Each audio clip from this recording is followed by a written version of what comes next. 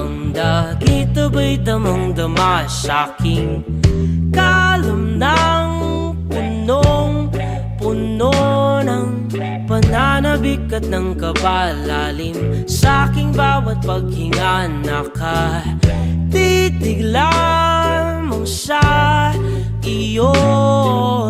Naglakad ka ng dahan-dahan sa pasilyo tungo sa altar ng simbahan.